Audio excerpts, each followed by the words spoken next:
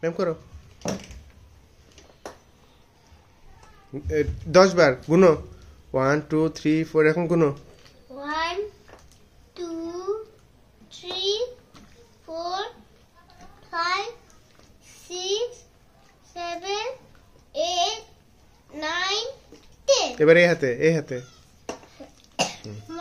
হাতে নেও। 2 3 4 5 6 7 8 9 10 দেখো তো শক্তি বাড়ছে কিনা। এটা উঠবে না। আমি উপর দিকে দেখো, উপর থেকে দেখো, উপর থেকে দেখো। গেঞ্জির পরে দেখাও। ওই গেঞ্জার টানটা